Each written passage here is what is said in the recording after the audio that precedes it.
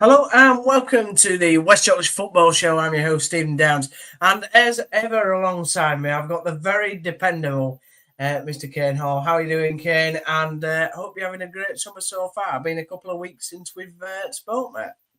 Yeah, good, thank you, mate. Yeah, and obviously the sun's out, so that means I'm getting sunburnt. So that's great fun for everybody. But rugby season is fully ahead, so I'm busy, mate. I'm very, very busy. Have we already lost Steve? Oh, what a fantastic start! What a fantastic start, Steve. Honestly, Hello. he's back. How are you? I'm back. Thanks for joining us, Steve. Cheers, mate. Thanks for joining us. As I said, thanks very much for joining us, Kane. They're very, very dependable. Hopefully, my Wi-Fi is going to be as dependable as what you are, mate. But have you had a great summer so far? Yeah. I was just saying, Steve, that I'm quite busy because obviously rugby's on, so it's keeping me busy. Good. Well, we're going to talk all things Huddersfield Town tonight. There's been a lot happening for us to get our teeth into since the appointment of Lee Grant. We did a special show a couple of weeks ago about the appointment. But since then, his coaching staff has been announced and we've made 4 signings. We'll go through them one by one, see what Kane thinks of them. And then I've got some new graphics to show Kane, which I'm sure he'll love really much, that we'll be using on the podcast, hopefully regular as we go forward. But please do get your comments in. Thanks very much for those joining us on the live stream tonight. And yeah, please do get your comments in, like and share and subscribe to the channel. So let's get into it. Obviously, Lee Grant was appointed a couple of weeks ago, and the first of his backroom staff that we're going to look into is this chap here. When I get the graphic, this man. So this is Paul McShane. Most people will know him as a defender that played for Man United.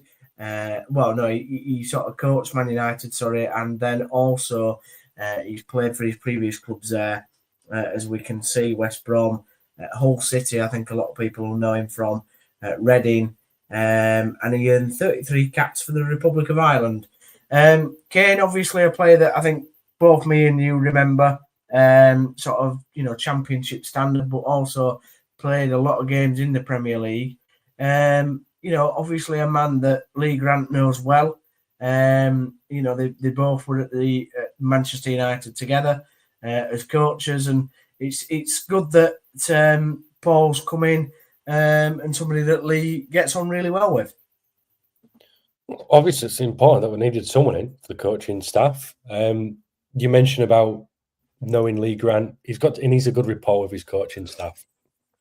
I mean, you can be the best player in the world, but you might not be a great coach. You can be a poor player, you can be a great coach. There's a lot of stuff that we're not really going to know about these people yet, these coaching staff, and a bit like with what we were saying about Lee Grant, we don't really know much about him yet. Yet, decent player, fantastic. That he's got all that experience, he can give that to the players. But what is he going to bring as another factor? With him being a defender, you would quite imagine that he's going to be working with the defence quite a fair bit. But you just have to wait and see. Obviously, part of Manchester United youth set up, which isn't exactly a bad one, is it? Manchester United play academy players in their starting 11 pretty much every game, and they're still at the top of the tree. Well, they're not being great last season, but they're still a massive club with great players that come through, and a lot of these players, even if they don't make it at Manchester United, they play professionally elsewhere. So it's important to get the team together in terms of the coaching staff, people that he knows, people that he's got a good rapport with, that they can be honest with each other, because that's a massive thing.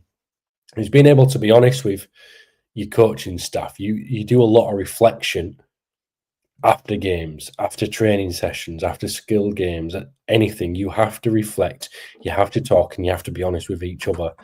And you all you can do is hope that Paul McShane and the rest of the coaching staff are all honest with each other and Lee Grant with what they've seen on a daily basis. Yeah. Let's move on to the second of his coaches that he's brought in, Jonathan Robinson. Not somebody that town fans might recognise, although he's had a bit of a career. Spent 9 years at Liverpool working as a performance analyst and academy coach, and obviously came with your coaching background. You'll know how sort of important maybe these roles are. International experience. He became Steven Gerrard's assistant at the Saudi Pro League side, Al Efatik, in 2023. And so obviously, he's kind of well known within the coaching setup, but I don't know whether you want to just speak about how important something like a performance coach is. Yeah, well, it's performance analyst, so it's not always necessarily being a coach. It's more of a case of, it's a bit close. It's more of a case of viewing everything that's happening. So he's the person that Lee Grant and the rest of the coaching staff leaning on to go, what happened there? Can you get me a video of this? Can you get me a video of that from training, from games, so we can see where we might have gone wrong as a coaching staff, where the team's gone wrong, and that his role is to feed to the coaching staff, to the team, the little areas that they can improve on. It's vital. It's absolutely vital. What you'll see is there'll be a little iPad down on the dugout. Yeah, that watching back. That's part of that role. He has to be part of that role. He has to be watching that game. And he has to be taking it down, taking notes, thinking about what he's just seen there, what he's not just seen, what he should have seen, to take back, to have meetings with the coaching staff to bring forward into training. Yeah. Obviously, his third part of his backroom staff, and we are saying that they're all assistants now. I don't know how that's going to work in terms of probably. I imagine they've all got different roles, Kane. But the third man is Mark Bridges. Obviously, a coaching background. He's previously been at the club, obviously academy level. Previous roles sort of varied with Liverpool and where he helped in such talents like Conor Bradley, Kwanzaa, and Tyler Morton.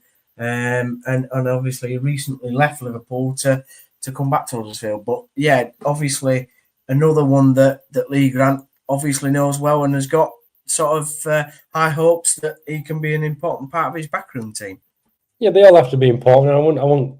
Well, you're saying they all might be assistants, but they're all going to have a role. Clearly, the performance analyst is going to be performance analysis. That's it. Looking at McShane, he's probably going to be within the defensive side of things. Yeah. Mark Bridges will probably be part of the attack.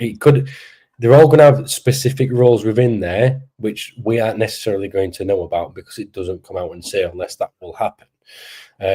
Lee Grant is known, or we've been told that he's known as more of an attacking person. So again, we're just going to have to wait and see, Steve. We know very little about these people, which is, it can go two ways. One, it can be an eye opener, and it could be a fantastic news for everybody, or it can just go the other way and it can go all downhill. So we just hope that, again, what we're saying, the reflection that the coaches do and they all have to be honest with each other and respectful of each other to get to put Huddersfield Town in the right place.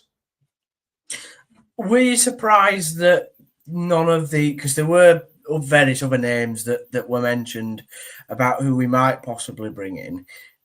Were you a bit surprised that we didn't see maybe somebody a bit more senior coming in that, on his backroom team that might have been there or been a manager even at lower league level to come in and help him? Or do you actually like the fact that they all seem to be quite young, very fresh-faced coaches that obviously have a lot of good standing in the game, which we've heard of an Ipswich Town fan? I did an interview with them the other day, and he was saying how impressive Lee Grant was behind the scenes as a young and upcoming coach. Obviously, they've all worked through their FA badges. I mean, were you surprised that we didn't get an older head in, or do you actually like the fact that it's quite a young management team? I think the younger the management team is, the better, because we want modern football. It's okay having, your old school kind of manager or coach come in. Their views are going to be very different to what, a set of younger coaches is going to be. All this talk about Lee Grant being the next, great coach to come out of England, and he's doing this and doing that. He's going to have fresh, modern ideas that he needs to have people on board with. When you hear stories from players or people in clubs that have been at so and so, been at so and so, been at so and so, and this manager's done that, then this manager's done that, then this manager's done that. Okay, Carlos Corberán, very young manager, modern footballing coach, was very, very much on the training field, working with everybody, very close to each other. Okay, when you have some other players, some other coaches like Neil Warnock, probably takes a step further back from that. And I don't think that's what players need. I'm not saying anything wrong against Neil Warnock. He's great coach, great manager, done it perfectly. Pretty much wherever he's gone, he's done a good job. But players now, they need someone around them. They need the arm around them. Someone a bit more old school isn't necessarily going to be like that. There's a new way of playing football. From every 5 years, it adapts. We see new ways, new positions come in every 5 years or so. So having someone come up like Lee Grant, who is fairly young in his coaching career, in fact, very young in his coaching career, people around him that he knows, that he trusts, that he can be honest with, who, again, want to feel that modern kind of football and make an impact where they can. Look, this is a great opportunity for every single person that comes to this club. Every single person. It's a massive opportunity to showcase themselves. I also think it's great that the coaching team has had so many different experiences. So, you look at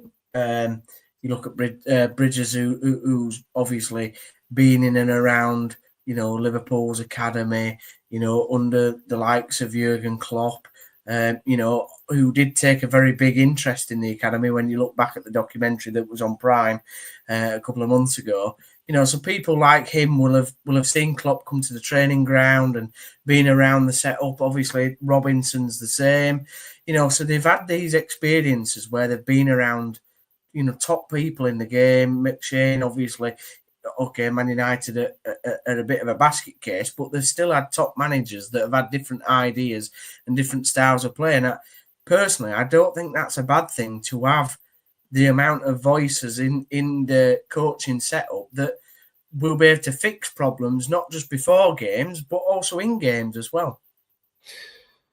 Yeah, it's all right having these coaches being at academies and all that kind of stuff, but how much interaction are they actually having with these coaches that are above them? You get divides between academies and first teams. It happens all over the place. It's about what have they done themselves to see a little bit more of what they're doing. But again, they're all going to have their own way of playing football. They all have their own ideas. It's about putting the ideas with what Lee Grant has to do and what he wants to do and putting that forward together. And again, he can have the greatest. Look at Wayne Rooney. He's played under Sir Alex Ferguson for a lot of his career. Played under David Moyes. He's had that experience and seen that, but does that necessarily mean he's going to be a great coach? Look, I think Rooney is a player that needs the time. So he's a coach that needs time to build something to be a great coach, but you don't have a lot of time. You have to come in and hit the ball rolling. You have to just come in and do that good job straight away. Otherwise, you become a failure. So again, with all these, you can have as much experience as you want. You can play under whoever, but they all have a way of football that they want to play, and it has to identify with Lee Grant, and it has to be put onto the pitch. Thanks everybody for getting your comments in. Keo says Wikipedia now saying Owen Goodman now plays for Town. Has this been confirmed? No, it's not been confirmed. Not unless it's been confirmed while we've been on stream. I don't know who's updated Wikipedia. Might have been Kane. Who knows? But yeah. Also, Jed, our lad in Oz. Thanks for joining us, Jed, on this lovely sunny. It's about as hot here, Jed, as what it is in Australia. To be honest, we need the aircon and the fans going. But hope you're all right, mate. Also, Michael Bottomley says, "Evening, Steve and Kane." Jed also asks, right boys. First question, 4 good signings on paper, no sporting director. So who's responsible for the signings as it appears to be working well without one? Thoughts? Yeah, well, we're going to get into that. That was kind of the next topic that I wanted to discuss before we get into the detail of the 4 signings. Kane, we spoke briefly last time, I think, about the sporting director role when Lee Grant was appointed.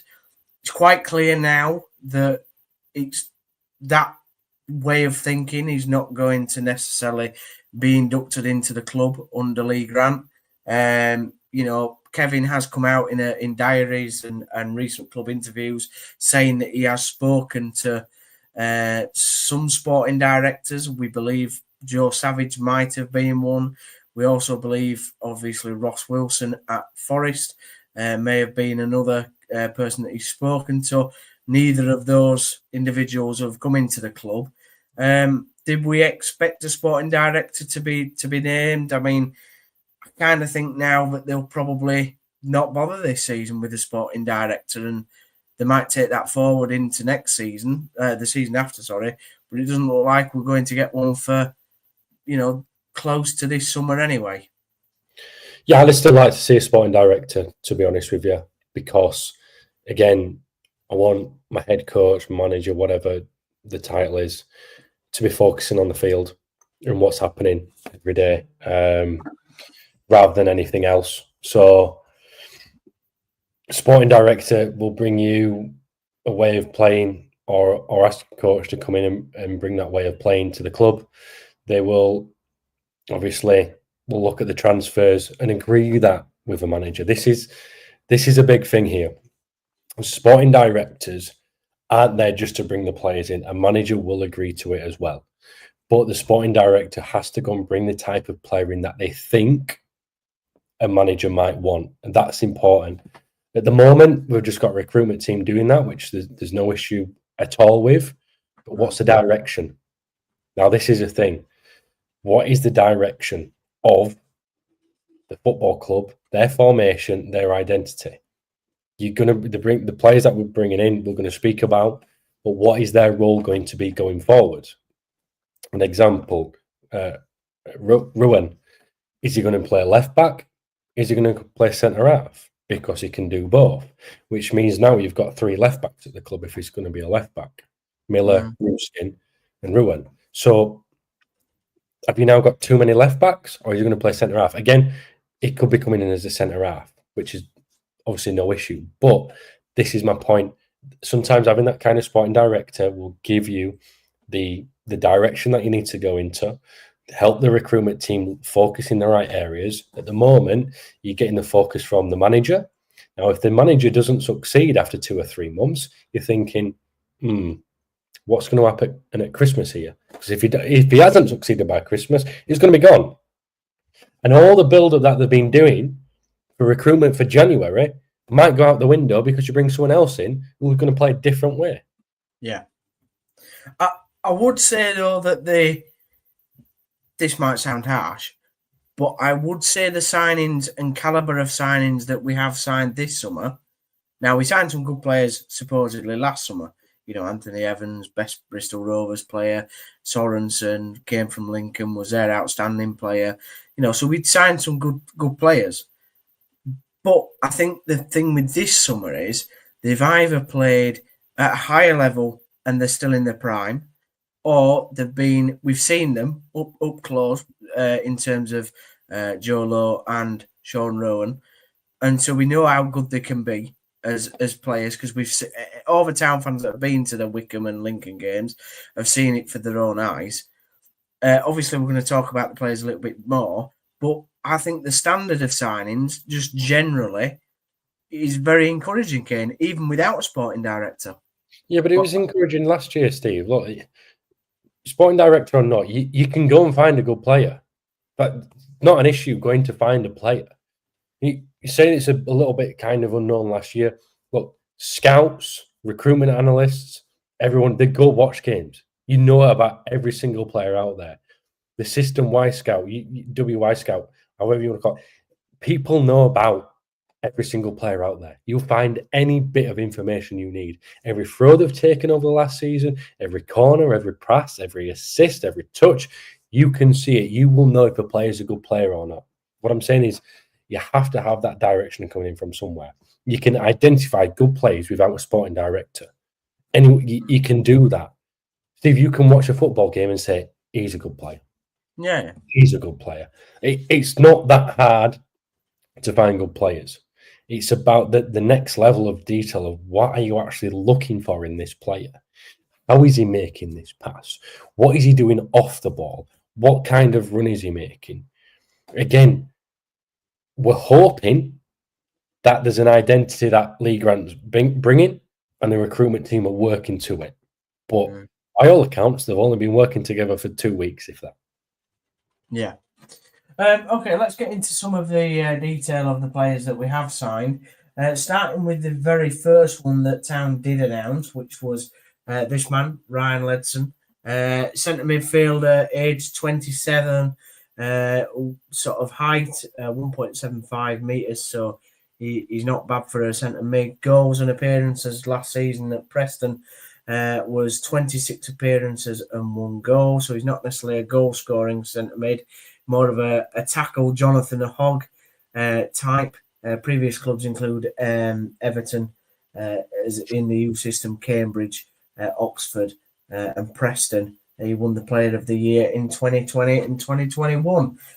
Kane, Ryan Leonson, we sort of already knew. I mean, he was basically announced before Lee Grant even took the job. A kind of player that can play in any side, any formation, tough tackling centre mid, like I said. I think we were all pretty pleased with, the fact that he's left Preston for nothing and we've got him on a free.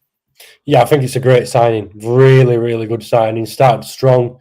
And he's a steady midfielder. He's a sort player who will give you 7 out of 10 every week. You might get a couple of 8s out there. Plays through the middle of the park, but defensive midfielder, can do the bit with going forward if you need to, can take the ball out of midfield and take you up the field. But I just think he's a very clever signing for Huddersfield Town. Again, you're looking to replace Jonathan Hogg. You do that with Ryan Leonson. I generally think you do. I like him. I've liked him at Preston for a good couple of years now. He's one of their, again, steady players, winning Player of the Year, as you just mentioned there, Steve. But he will be a good signing for Huddersfield Town. He's obviously stepping down to League One, so it should be a little bit easier for him. But again, being a Championship player for as long as he is, taking that step down, he's going to have a target on his back. So players will be coming after him, like I'm sure that most players will come at any player for Huddersfield Town because they're starting to become a favourite to go and win the league. And it's going to be a tough game for anyone up against Town this year. So, yeah, tag on his back, but I think he's got enough about him to be able to just continue doing his own game and he'll steady the ship in that midfield. He's the sort of player that we needed to replace Hoggy with, isn't he? He's the perfect sort of type, isn't he? Yes and no, because you don't always necessarily need to replace a player. You can always look at doing something different. He will add the bite to the midfield that is lost, though. Because David Kasuma can play that defensive midfield role very, very well. He's got an absolute engine on him. But has he got that same bite that Jonathan Hogg had? No. Will Leonson bring some of that? Absolutely. They've got to be tough. They can't be soft, and he will bring some of that toughness. Clearly a leader as well, from by all accounts. Yeah, obviously someone who stands out on the pitch to be vocal, but you have to be in that midfield role. Central midfielder, you have to be vocal, especially in that defensive role. You've got a lot of ground to cover. You can see a lot of the field. You have to be a leader. And his injury record is good. Until he plays in the pre-season friendly at Burnley. Lassie Sorensen was an injury-free player until he came to Huddersfield Town. Yeah, we got a different coaching system now, which he'll be happy with. Right, the next one is Marcus Harness, signed position winger, centre attacking midfielder, can play in the number 10 position. Most people will recognise him for being a winger. But in the chat that I had with the Ipswich Town fan, from the Blue Mondays podcast last week. He was saying that for a lot of the time, particularly in the League One season, Harness would be playing the number 10 position and then drift out to either wing. To be honest, hard-working winger, can score a few goals. Height 1.82 meters, which I think is around 6'1". Goals and appearances. He was on loan at Derby last year in the Championship. 41 appearances and 4 goals, but he also got 4 assists in that time as well. Previous clubs include Burton Albion, Portsmouth, Ipswich, and Derby County. Contributed to Ipswich back-to-back promotions, obviously, to the Premier League a couple of seasons ago. Kane, I think when we announced this signing, most League One fans were going, what a good signing that is. Yeah, I'm 50-50 on this one. In all honesty, from what I've seen, he has the ability to do a little bit, but it's whether he wants to do it.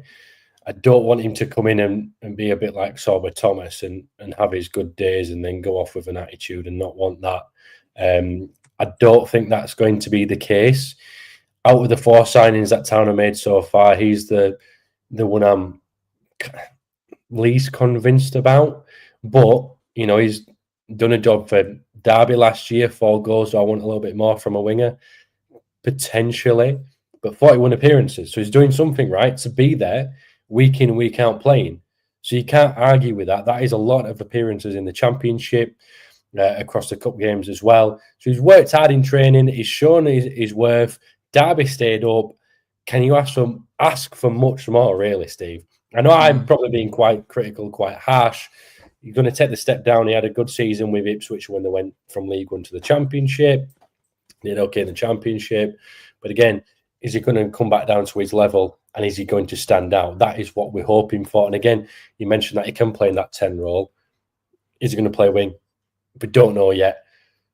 But it's nice to have a player who can do both, because we've seen so many players last season playing out of position.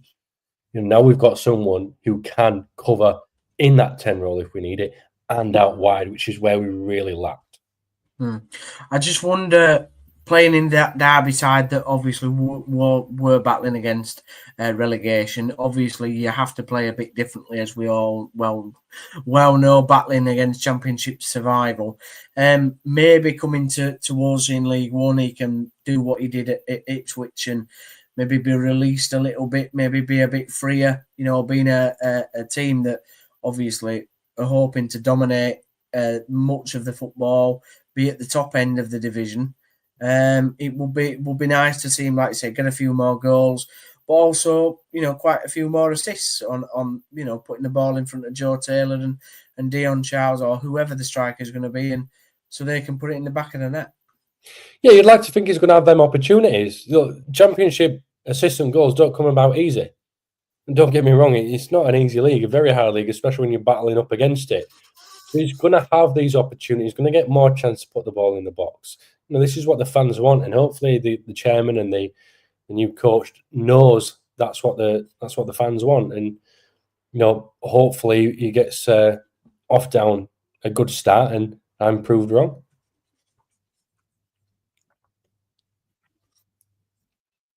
Yeah. Let's look at the next signing that Town made, and basically what they made on the same day. So it doesn't really matter which we put first, to be honest. But we'll go with this one because I want to say the best. I think the best signing till last so far. So we'll go with Sean Rowan, signed as a centre back, or like you say, left back as well. I put centre back on there, but he can play left back. Age 22. Height 1.85 meters, again around 6'1". He was in 2024-25 46 League One appearances, so basically didn't miss a game for Lincoln last year. 1 goal, which is obviously not amazing, but he's obviously not a freeze. He's not a Michael Hellick, but he can get a goal if we need him to. Previous clubs include obviously Lincoln. And he had a loan at Drogden Heads United in 2022.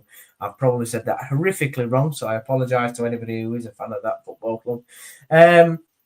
22 years of age, central defender. What a town doing here, Kane. We don't normally sign 22-year-old centre backs or left backs. Is this a new thing for Huddersfield Town to be doing? Yeah, potentially. Yeah, and as you mentioned, he's not a goal scorer in the centre half, is he? Like Hellick, but look from what I watched last year, and what I've seen as well, he's a tough player. He's a tough player. You know, he's going to come with a lot of heart. He's hungry. 22 years old. He's wanting to push himself to the next level, and he believes he can do that with Huddersfield Town. You know, is he at Lincoln going to have a better chance of going to the Championship with them or Huddersfield Town? I will probably say Huddersfield Town at the moment. And he's got, you know, he doesn't have much to prove anymore at Lincoln. He's been there. He's done a fantastic job for them. You know, a lot of their fans are absolutely gutted that he's leaving, and I can understand why. He wears his heart on his sleeve. You can see that in his performances, but he's a clever player as well. You know, and you add that balance at the back with a left foot. If he is going to be a centre half, a left foot player back there is so underrated. So to have that, and you know, like you mentioned, his height, he's about 6'2". You know, he's going to win ball in the air as well. But he loves a good challenge. He loves a big tackle. So we talk about being a bit more aggressive, having that bite. Again, you get it back with the Irishman. So I think this is a really good signing for Town. And as you mentioned, yeah, his age is younger than what Town are used to buying back there, but it means he's fearless. It's a new way of playing when you get younger players at the back. They're a bit more brave to play with the ball and pass it around. So that's another reason why I'm quite excited about this one and the next one we're going to talk about. He says in a club interview, and I know that you know you don't necessarily put a lot of credence on club interviews necessarily. However, he did say that he does love a tackle, and by all accounts, he's very, very good on the ball. To be honest, he's got decent passing abilities. So again, a little bit different from the other centre backs that we've got. Possibly Bolker at the side, you know, that we've been used to in the past with Matty Pearson and Tom Lees not necessarily being the greatest on the ball. It will be nice to have a left-footed centre-back, as you say, that is actually decent with the ball at his feet as well. It makes such a difference, Steve. It makes a massive, massive difference. Just, again, having the balance of the left foot, being able to play out the back. You know, that's what Tom Lees really struggled with last season. Just dithering on the ball a little bit too much. Mike Pearson has never been too comfortable with it, or looked too comfortable anyway.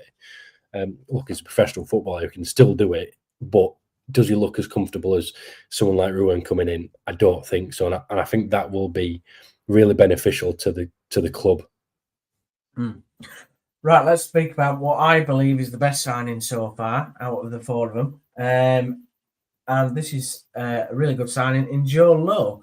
Centre back, he's a centre back. He's also 6'5", and he's only 23 years of age.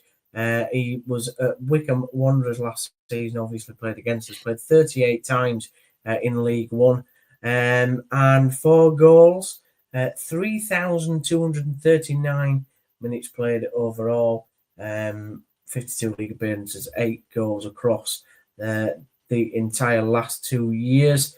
Previous clubs include Bristol City in the youth system. Loans were at Dorchester, Frometown, Yate Town, Eastleigh, Walsall, and Wycombe. So he's not necessarily had the stellar Football League career. However, he's worked his way up the system, and last year he was one of Wycombe's best players, Kane. He's an absolutely ginormous centre-back. I mean, we saw him play against us last year. And this man, if you can get him up to Mikael Hellick's numbers of 10 goals a season, that'd be a really, really good signing. But I think it's the best signing of the four so far. Yeah, he's a bit of a beast back there. He's a man mountain. He stops everything that comes through him. He rarely gets beaten up in the air. He's a strong lad.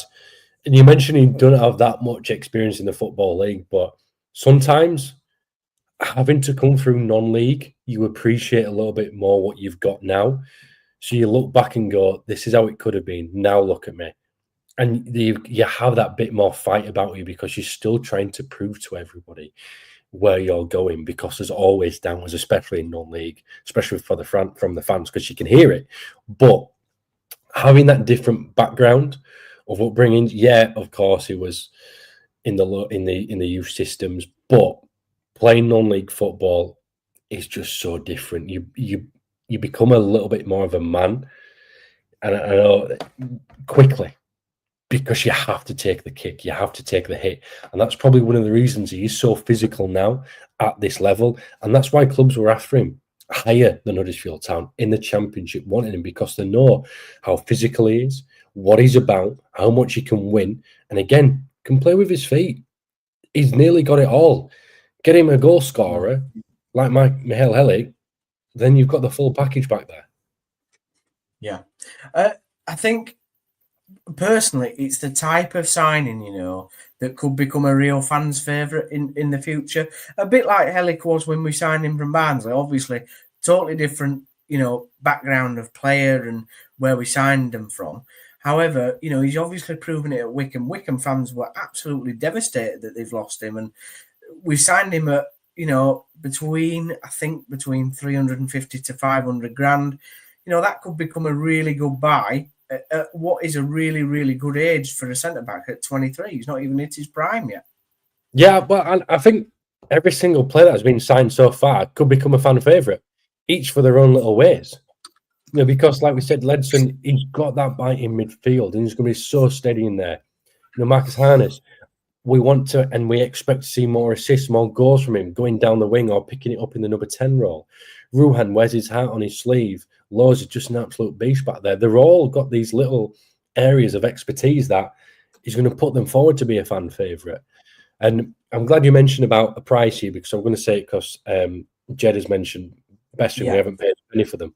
We have for Rowan and for Lowe, because they're both under the age of 24. So you have to pay compensation. Yeah. Luckily, with Rowan, that's already been agreed as a fee with Lincoln, whereas Wycombe haven't agreed a fee, and they're not happy, so it will go to tribunal how much it's going to cost for Lowe. But again, all four players have potential to be fan favourites, each in their own right. For Lowe, I think that is an absolutely superb signing for the back. It's obviously where Town really needed to ensure that they were getting the best players back there. And you look at Rowan and Lowe and you think, has Hellig now been replaced with some leaders? Yes, they're young. Yeah. But just because you're young doesn't mean you can't be a leader. And I think between both of them, in fact, maybe individually as well, they can both take on that leadership role at the back.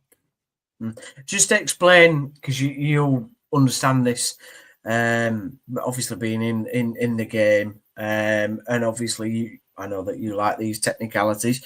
Just explain what the under 24 price is, and obviously the fact that they've had to go to tribunal. What will that mean for what Town might potentially have to pay out for him? It's a really tough question, so I'm really happy you've asked me that, Steve. It's just because of the fact that you've trained this player up from however age they've come through academies. Because of their age under 24, it means you essentially owe the club and the academy where they've come through money because they've produced them. If they're going to somewhere, let's say Rowan went down a league on a free transfer and Lincoln didn't want him anymore, you probably wouldn't even see any kind of... You get some kind of compensation because he's come through the academy there, but because these signings have gone to another League One club, it'll go to tribunal where law's involved, and it's like, well, we offered him a new contract, especially with Lowe, we've offered him a new contract. We could have sold him in January and we had bids in from here and here and here, and this is how much the bid was asked for. So we want compensation for the fact that he's under the age of 24. He could have stayed with us. It's a funny thing, isn't it? It's all very complicated and very silly. But either way, Town are probably going to have to pay a bigger fee as they would have done if they paid for him while he was under contract. And that's important. Yeah, 100%. So I hope that answers as well, Jed, what happens with Tribunal. Right, so before we go on to the outgoings, because there has been one, except for the release players, which we've already been through, I want to show these new graphics off because they've taken me really ages to put together, Kane. So basically, I've come up with and by the way, nobody knows, well, obviously Lee Grant knows and his coaching team, but nobody knows how we're going to be set up. Whether it's going to be 4-2-3-1, whether it's going to be 4-3-3, nobody really knows what Lee Grant's team's going to look like at the moment. And obviously, we might sign some new players, which might change the system. However, I've created two formations. One which will Kane traditionally like, and one that he probably won't. But let's just go through the team that I've selected that I think at the moment of the players that are under contract, this is not with any player that we're rumoured with, that we could potentially see starting at on the first game of the season. So the first formation I'm going to show you, which is the more traditional one, I think, is this one.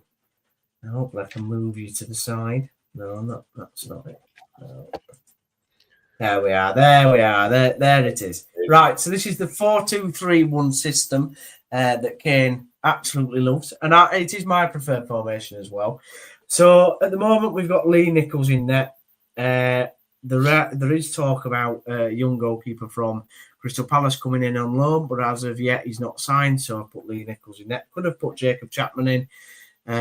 It's toss of a coin, really. So I went with Nichols.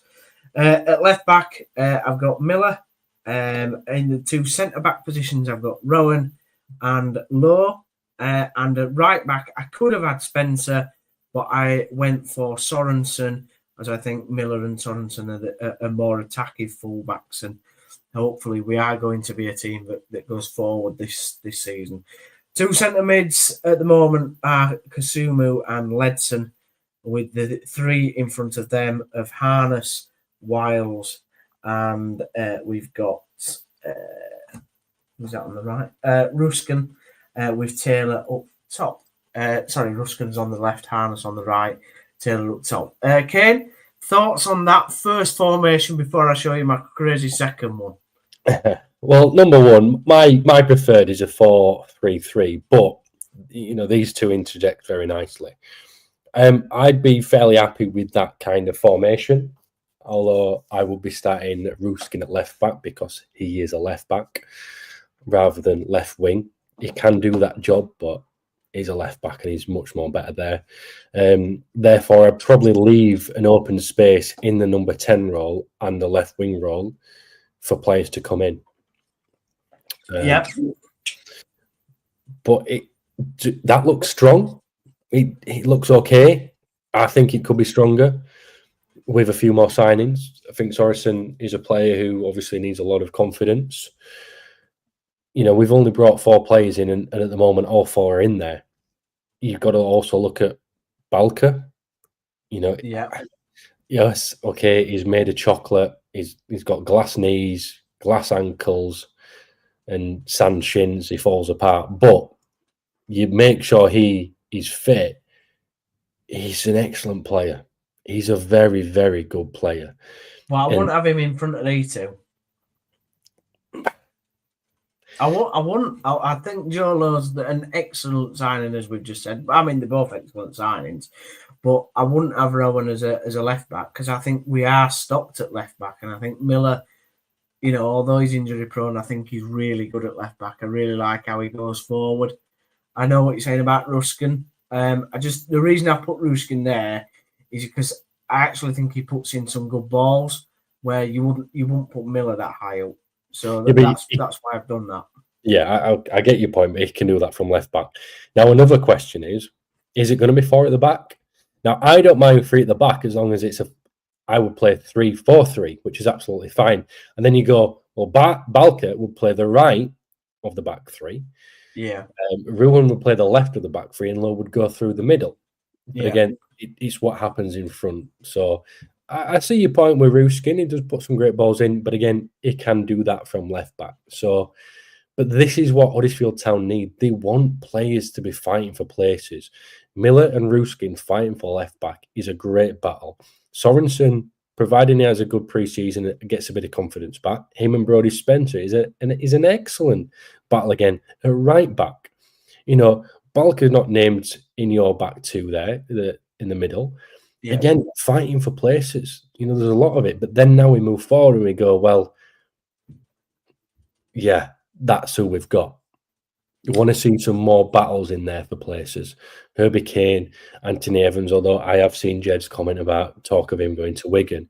But Herbie Kane, who's he going to be fighting with? Who's going to be behind Ben Wiles knocking at his door? Who's going to be behind Harness knocking at his door? Who is going to play at left back? Yeah, sorry, left wing. You know, who's, Dion Charles, Freddie Ladapo, Bojan Radlovic behind Joe Taylor. Is it? But we don't know what's it going to be. But no, I like this, Steve. It's a nice little formation to put up, and it's a nice thinking. Okay, so this is my second formation, and this is the team that I would personally pick at this moment in time. You'll probably hate this formation, but here we go. So this is my sort of theory on four at the back, but it's the wing backs are the same, by the way. Miller and Sorensen, Lowe and Rowan, the centre backs, and Nichols in there. But then I've got Kasumu as the centre defensive midfielder. I've got Wiles and Leonson as kind of the two in front of him, so it's like a three in midfield.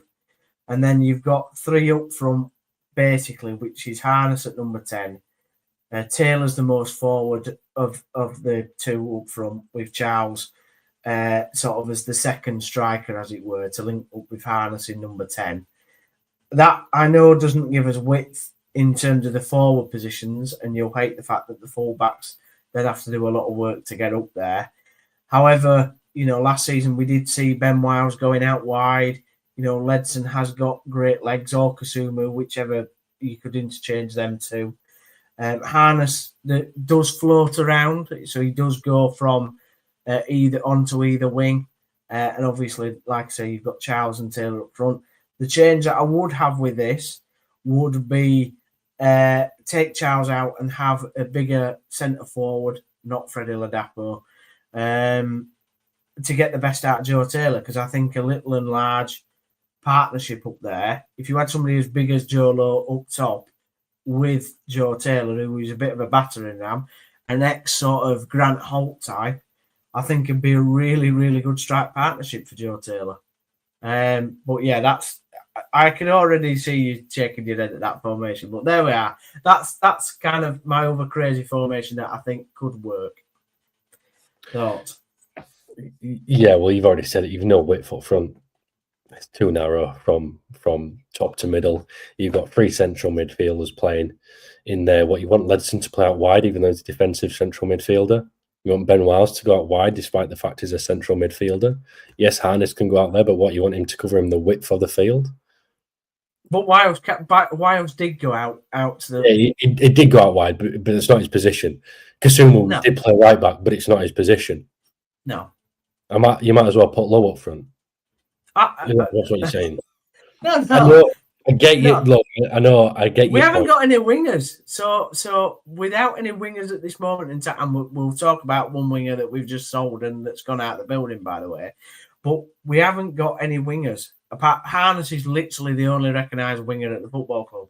So unless he signs three more wingers, that's what we're going with. Well, hopefully they will sign three more wingers, or you could play my second favourite formation, because I class the 4-3-3 and a 4-2-3-1 as a adaptable same kind of formation. 3-4-3. Therefore, you cover the whole area of the pitch. I like that. Then you will be talking about Sorensen and Miller, or Sorensen and Ruskin, or Ruskin and Spencer out wide. But you're not exposing them to do the full length of the pitch, because you have a Rowan and a Balker at right and left centre half who can cover the full back role if one of them goes. So if one side goes, so if Miller goes down the left wing, you all tuck across Therefore, Rowan comes into the left back position essentially. Your right wing back, say it's Sorensen, he fits into them becoming the three centre halves back there. Yeah. It's just how you work around it. And then again, I'm talking, if you're talking about a press, you've got 3 attackers up there already. So they can take that ball. So I don't need Miller to go and charge down the right fullback and then have to get back to charge down the right winger, because he's got a winger to do that for him. So that's something I would potentially look at if they're not going to bring the other wingers in. But then the question is, where does Hans play? Where does Wiles play? Who plays in the midfield? Yeah. All great questions and all things that we're going to find out sooner or later. Well, I think going forward. By the way, what do you think to the graphics? I love them. Yeah, I love them. I love them. I'm going to send you stuff that I need you to do for me, so you can put it on the screen, and I'll talk you through my ideas. I think what I'll do is send you the link so you can make them yourself. Yeah, that'll be a good idea.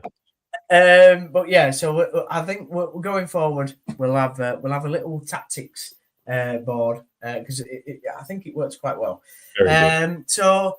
Yeah, one player that I do want to mention that has left has been Sorba Thomas. Obviously played for Nice last year. Went out there, didn't do a lot in France by all accounts.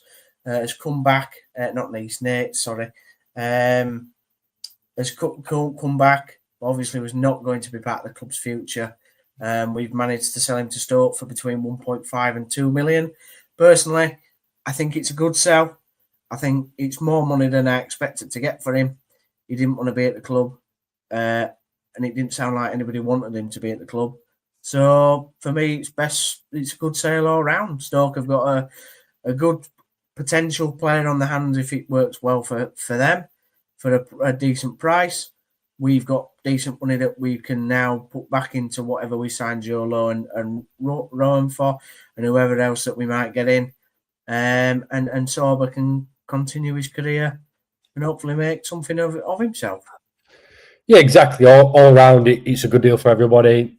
Obviously, Sorba, it's been tough for him over the last year or two, but the money that's involved is a Welsh international, so let's not forget about that. He was fantastic for Huddersfield Town when he wanted to be, which, in all fairness, was most of the time.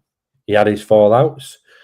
I know his goodbye message were short and sweet, but I think it was just perfect from him what he said, and then the video as well. I thought it was quite nice, because some players could have just left and gone, But he kind of said thank you for the support, and he was supported for the majority of the time that he was at the club. It just players come and go, and this time it was time for him to go. Stoke have got a good player on their hands, whips that ball in beautifully, gets plenty of assists, and if you haven't seen the video, he shows you how many assists he gets, and he got a wicked corner. And I think, Town will be a loss without him, but it's a shame he's not been involved at the club for the last couple of years, because he is a good player. But yeah, I think it's a good deal for everybody involved. Jed, you've asked here, am I not a fan of Spencer from that formation?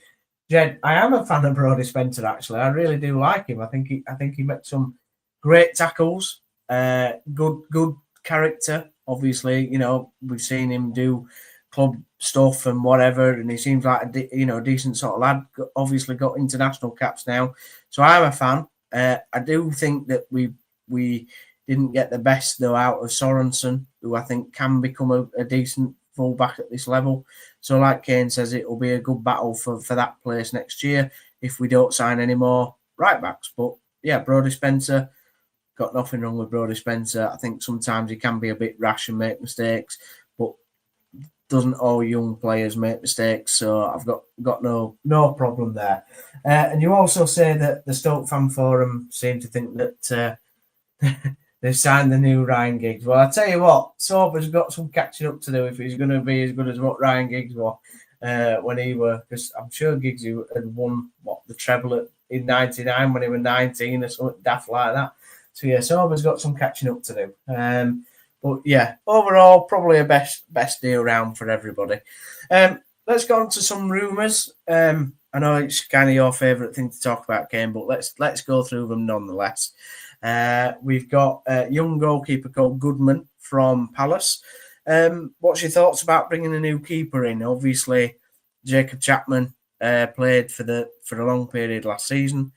Nichols came back at the end of last season and didn't probably, well, I don't think he did cover himself in glory, really. So, but I am surprised that we are bringing in a keeper because the two keepers there that, you know, can play decent when they want to. Yeah, well, that's obviously it's a rumour.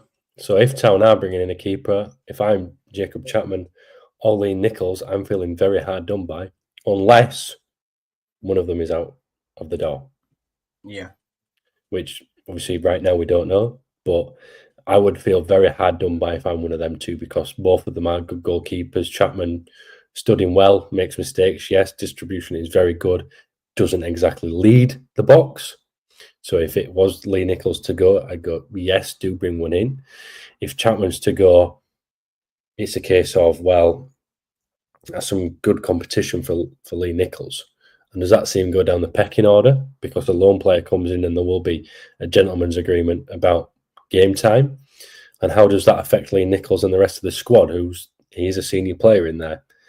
It's tough to navigate around getting goalkeepers in. Very, very tough.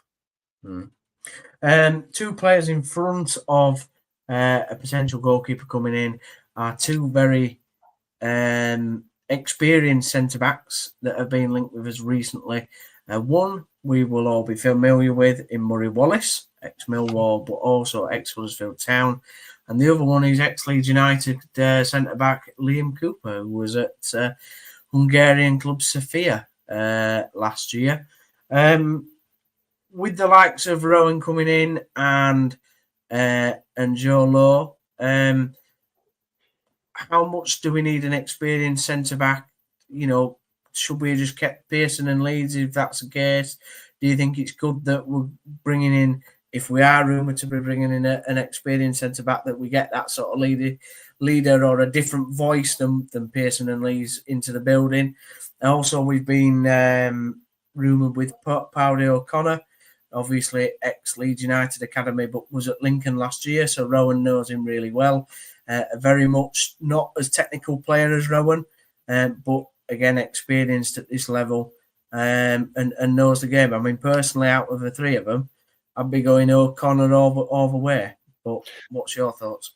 Yeah, 100%. I like Partey O'Connor when he played at Bradford City a few years ago. I watched him quite a fair bit. So if you're having to go and bring someone in and an experience, and even if you're paying the money, I would pay the money to keep Liam Cooper in Bulgaria, because he is dreadful. I don't care. Well, he won promotion with Leeds. Yeah, he's dreadful. Not a good footballer. Poor, very poor. And I'll be honest with you, he's not interested in football. He's not. Can't tell you why I know that, but he's not. Okay. Sound like Joe Lynch. No, he's not. His head's not in it. He's had a fantastic career with Leeds, but before that, we've seen him play at Huddersfield Town before, and he was terrible then. And I don't think he was very good at Leeds until Bielsa played him. And then he became a different animal, as most players did under Bielsa. But after that, he was poor again, and that's why they needed to get rid of him. Yeah, just stay in Bulgaria. Look, I'm sure he's a lovely lad, but no, just not for Huddersfield Town.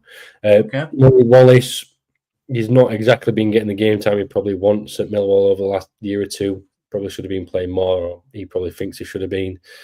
I think it would probably be a bit of a backward step for Town to bring him in, because he's now becoming, at the end of his career, and you're not exactly the kind of player that he was 3 or 4 seasons ago. Well, he's 33, and to be fair, when we had him at what, 24, 20, 23, 24, he worked quick then. So yeah, it scares me to think how slow he might be now. Yeah, he's not the one I'd go for, but Partey O'Connor is the player I would, because he's older, but he's a leader, and he would be worth the money to come in, because yes, he's experienced, but he's not aging either. He's probably a good age for a centre half to come in, take the leadership role back there, know when he's going to get them in, but fight for the minutes as well. Liam Cooper comes in, he's going to take a wage, he'll be good in the dressing room, but he won't be bothered about playing, so he's not going to push the other players. Murray Wallace might want to push a little bit, but isn't going to be good enough to push the two players that have just come in and bulk of that Town already have. Michael Bottomley has commented and said, I hope we're still eyeing up deals. Two players there, you mentioned Nathan Lowe and also Jack Morehouse. Jack Morehouse is a central midfielder for Man United's academy. I can't remember, Ken, you might know. I think he played against us in the Fisherman Friends Washing Machine Trophy or whatever it's called these days last year in the group stage or whatever round we played them in when we beat did we win? Do you know what? I can't even remember. That's how that trophy going. It's just terrible. That's how much I couldn't care less about that competition. I can't even remember what the score of the game was, but I think he might have played in that game. I don't know a lot about the kid, but he's apparently very highly rated in Man United's academy. Obviously, Paul McShane, who's just come from there, and Lee Grant, obviously, is, will know people in the Man United academy. And listen, Man United's first team might be crap, but their academy certainly is one of the best in the country. Yeah, I agree, mate. He's definitely one of the best in the country. Can't really remember because the pointless trophy was pointless, so I barely had any interest in it because it's just a waste of time for everybody, a waste of money. For clubs, it's just absolutely shocking. Some of these players need to go out on loan from big clubs like that. And if he is any decent, which I'm sure he will be because he's at Manchester United, he's probably going to have something about him. But playing academy football to go into men's football, so hard. Yeah. You talk about Lowe coming from non-league and then going to Wickham eventually and being an absolute man mountain and a bit of a beast and a bully because he's had that men's football mentality before. A bit like, look at Chua that came in, soft, didn't like a challenge, but is at a Premier League club in the academy. Can't do it in League One because he's soft, he's not used to it. He needs to go out and play that football. You'd like to hope that Jack Morehouse, if he did come, would be up for that challenge a little bit more because you have to be. Otherwise, he's not going to be successful. Nathan Lowe also has been mentioned is a Stoke player. There was a theory that we could have swapped him for Sorba Thomas, but I think Stoke told us to get lost on that one, which is fair enough. But we got the money, so yeah. Played for Walsall last year, scored I think it was 15 goals for Walsall before Stoke took him back. I mean, he's the sort of player that would be a really, really class signing. Yeah, it'd be brilliant. I mean, all you have to do is ask Walsall what happened to their season last year. They go, Nathan Lowe was sent back to Stoke. That's probably the main reason they didn't go up. It was a tough one for them last year, but he was absolutely on fire. And you could understand why took him back. But did he do too much at Stoke then? No. Does he deserve his chance in League One? Yes. Can he do it at Huddersfield Town? Probably. Would it be a good signing?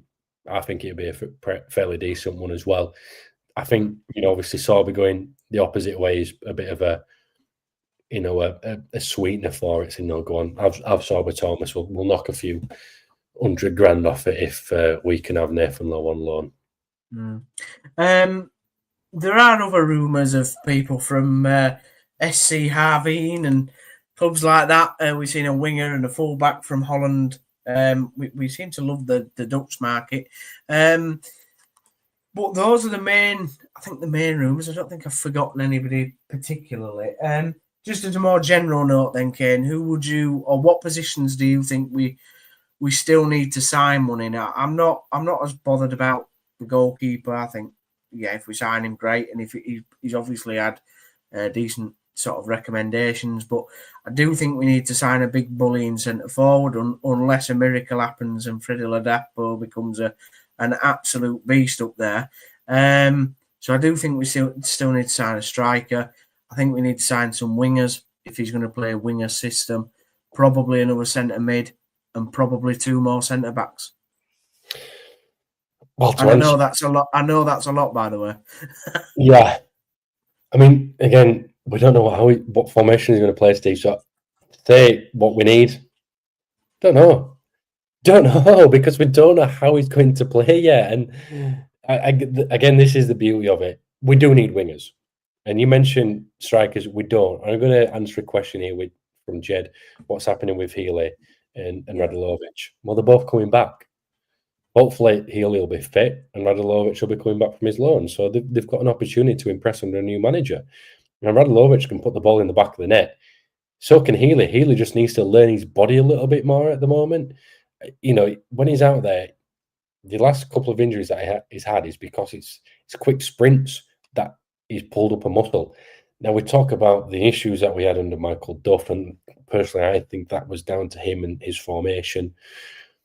But they've got both got chances to prove themselves. As to every striker, any player that is at that club has the chance to impress, new coach, and put themselves forward. Do we need wingers? Yeah, we do. Is he going to play with wingers? No idea. No, I hope so. I hope so because you need to have that width across the field. But he might come in and play a 5-1-1-1-1-1-1-1. He might. I doubt it, but he might. So who knows? Imagine if he did. I'd love to see your face if he did. Lining up against them way. Well, we've got 5 at the back, and we've got 1, and then we've got 1, and then we've got 1, and then we've got 1, and then we've got 1 again. So yeah, it's we don't know. This is part of the. Hey, you thought my formation was narrow? That'd be something else. That would. Yeah, yours were way too narrow for my liking. But this is why we do this stuff. It's good to talk about it and say what we think and what our ideas are. But at the end of the day, we don't have a clue. I have 3 set formations that I love to play because they cover the field in all kind of areas. And if you do it right, you do it well. But trying and come to do something new doesn't always work. But if it does, fantastic. But you've also got to think about the caliber of players that you've got in front of you, the League One.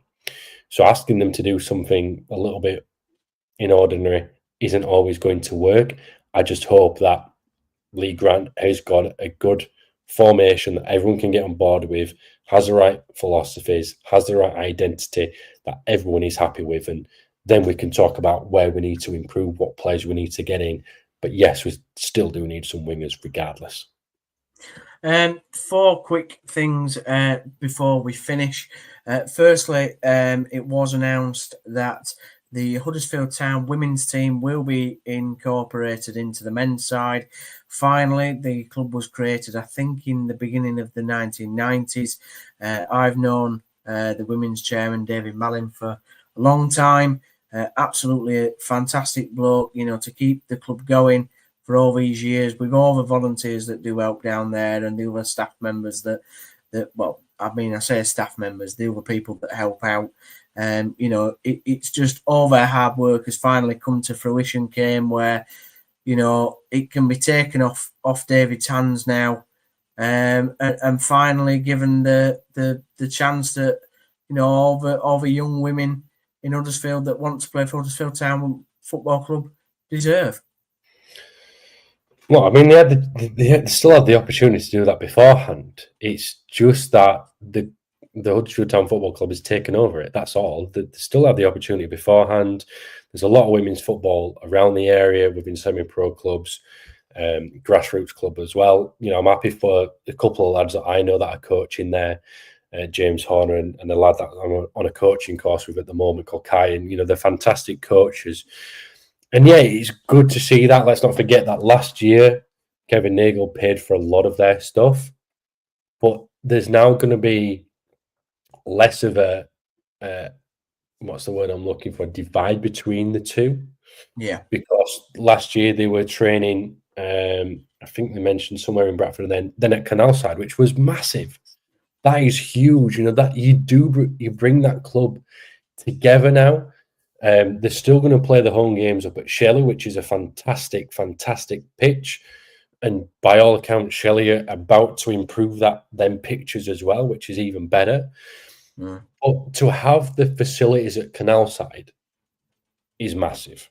look, we're not saying that Kevin Eagle's going to come in and pump loads of money, because you can't do that. Because business side of it, it doesn't always make sense unless you're a billionaire owner like Newcastle have got, because they've put loads of money into their women's team. Arsenal have done it for years. Chelsea have done it. Manchester City. But to have that now together, it takes a lot of weight off the volunteers there, which, don't get me wrong, they're still going to have to volunteer, because the business has to grow, and Kevin Nagel will make it grow. That's the important thing. Yeah, because as much as we love football, it's not a sport anymore. It's a business, but it will help that business grow and help it become successful. Yeah. So I would definitely say, for anybody who hasn't, visited the Town Women Games, or sort of been involved in the club, please do check them out, and obviously read what the club's put out recently. Because, like I say, having been involved in the club before, under David, I know how much everybody's hard work goes into it. So it's really great that's over the line. There has been some pre-season friendlies announced, Kane, and a tour to Austria. Kind of, we're getting used to these tours to Austria now. I don't know if it's the same place as what we went last year, but good for the players, I suppose, to get away. And I'm sure there'll be 2 or 3 pre-season games that you never know. We might hear your dulcet tones on the Town YouTube channel commentating on, like we did last year with Mr. Ian Dunn. So, thoughts on pre-season tour, and obviously we've got this home game against Burnley at the end of July. Yes, there is talk that I will be doing HGTV, which is unbelievable. Obviously, so grateful of the opportunity. Got to confirm some of it. So I'm sure I will do with the club, and I can't wait for them. Only a couple of games in Austria, still finalising obviously quite a few of the fixtures, but Emily first up, and so you're going from non-league to Premier League and finishing with Burnley at the end. And this time of the year, it's so boring. I mean, I'm quite lucky. I was at a rugby league game yesterday and a rugby league game today, so I've still got it going on, but I miss the football. And we're so close to having it back. All this talk about what's Lee Grant going to do, how is he going to play, what formation, and soon we get to see it. We get to see these new players as well, and I'm looking forward to it. I'm intrigued to see who the teams are that Town play against.